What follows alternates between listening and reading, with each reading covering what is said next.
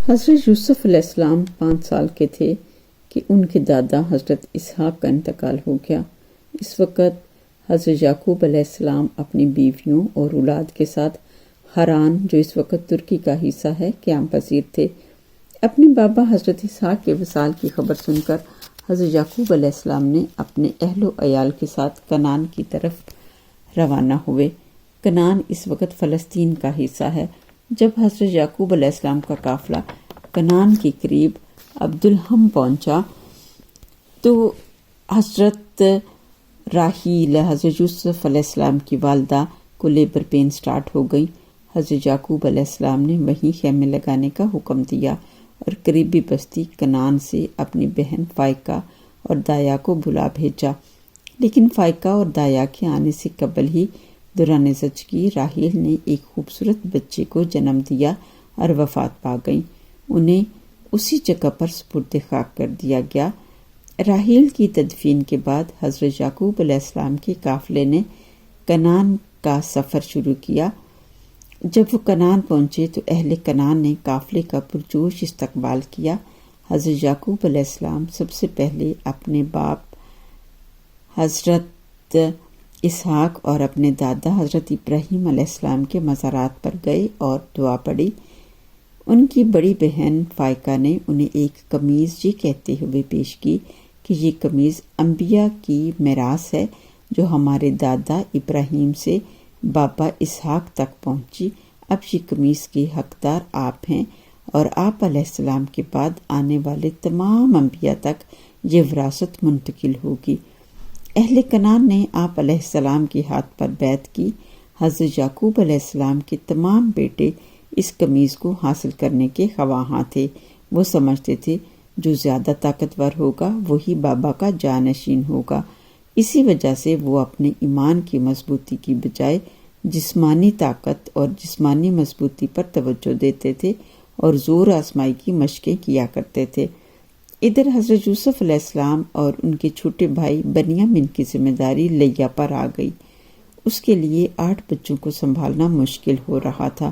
حضرت یعقوب علیہ السلام کی بہن فائقہ بے اولاد تھی۔ انہوں نے اپنے بھائی سے ریکویسٹ کی کہ وہ یوسف کی پرورش کی ذمہ داری ان کو دے دیں۔ حضرت یعقوب علیہ السلام نے اپنی بہن کی درخواست پر یوسف ان کو سونپ دیا۔ فائقہ حضرت یوسف علیہ السلام کو بہت خیال رکھتی تھیں، انہیں بہترین لباس سے بطن کراتی، ہمیشہ صاف ستھرا رکھتی، یہاں تک کہ انہوں نے اپنے بابا اسحاق کا کمر بند بھی ان کی کمر پر باندھ دیا۔ انبیاء کی میراث کا کمر بند یوسف کی کمر پر دیکھ کر یوسف کے بھائی یوسف سے حسد کرنے لگے۔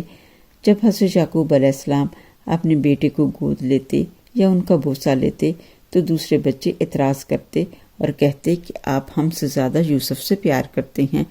حضرت یعقوب علیہ السلام انہیں اپنی محبت کا یقین دلانے کی ہر ممکن کوشش کرتے مگر انہیں یقین نہ آتا۔ ادھر یوسف علیہ السلام بہت ذہین اور حساس تھے۔ ایک دن اپنی پھوپھو سے کہنے لگے، پھوپھو جان، بابا سے کہیں مجھ سے پیار نہ کیا کریں کیونکہ بھائیوں کو برا لگتا ہے۔ ان کی پھوپھو فائقہ ان کے ساتھ بہت پیار کرتی تھی، ان کے ساتھ کھیلتی، بہت ناز و نم سے ان کی پرورش کر رہی تھیں۔ ایک دن بچے ہائیڈ اینڈ سیک کھیل کھیل رہے تھے۔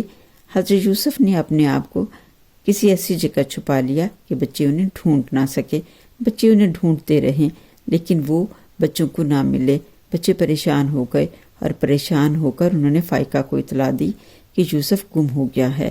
فائقہ نے بچوں کے ساتھ مل کر ہر جگہ ڈھونڈ لیا مگر یوسف کا کہیں پتہ نہ چلا، تو پریشانی کے عالم میں اپنے بھائی کے گھر چلی آئیں اور سارا واقعہ سنایا۔ حضرت یعقوب علیہ السلام سمجھ گئے یوسف ایک ذہین بچہ ہے، اس نے اپنے آپ کو تندور میں یا صندوق میں چھپایا ہوگا۔ وہ فائقہ کے ساتھ اس کے گھر گئے اور انہوں نے جاتے ہی تندور میں دیکھا تو یوسف علیہ السلام وہاں بیٹھے تھے۔ اس پر لیا بہت ناراض ہوئی اور حضرت یوسف علیہ السلام کو واپس گھر لے آئی۔ فائقہ کو تو اپنی زندگی ویران ہوتی نظر آئی۔ وہ کسی صورت یوسف کو اپنے سے جدا نہ کرنا چاہتی تھی۔ انہوں نے اپنے بھائی اور لیا کی بہت منت سماجت کی تاکہ یوسف انہیں واپس مل جائے۔ بہت روئی، وعدہ کیا پہلے سے زیادہ یوسف کا خیال رکھوں گی۔ بڑی مشکل سے صرف چند دن کے لیے یوسف کو اپنے ساتھ رکھنے کی اجازت ملی۔ ادھر حضرت یوسف علیہ السلام بھی اپنے پھپھو کے ساتھ رہنا چاہتے تھے۔ پھپھو فائقہ نے حضرت یوسف علیہ السلام کو ایک منصوبہ دیا جس پر وہ راضی ہو گئے۔ اگلے دن ہی فائقہ یوسف کو لے کر بھائی کے گھر چلی گئی اور کہا اپنی امانت واپس لے لو۔ سب حیران تھے، ایک دن میں ہی فائقہ نے یوسف کو کیسے واپس لوٹا دیا؟ لیکن کچھ گھنٹوں کے بعد ہی وہ پھر واپس بھائی کے گھر آئی اور اس وقت اس کے ساتھ کچھ معزز بزرگ بھی ہمراہ تھے۔ انہوں نے کلیم کیا کہ ان کے بابا اسحاق کا کمر بند کھو گیا ہے، لہٰذا میں سب کی تلاشی لوں گی۔ ہلکی پھلکی مزاحمت کے بعد سرچ آپریشن کا آغاز یوسف سے ہوا تو کمر بند یوسف کی کمر پر بندھا ہوا تھا۔ کنان کے دستور کے مطابق جس سے مسروقہ مال برآمد ہو وہ 4 سال کے لیے مالک کا غلام بن جاتا ہے۔ چونکہ مال یوسف سے برآمد ہوا تھا اس لیے یوسف اب 4 سال کے لیے فائقہ کے غلام بن گئے تھے اور قانوناً حضرت یعقوب علیہ السلام انہیں فائقہ کے ساتھ جانے سے نہیں روک سکتے تھے۔ اس طرح حضرت یوسف علیہ السلام دوبارہ اپنی پھوپھو کے ساتھ واپس ان کے گھر چلے گئے، اور پھوپھو جب گھر واپس یوسف کو لے کر گئی تو فرمایا میری جان پھوپھو، آپ کے خادم اور آپ پھوپھو کے آقا۔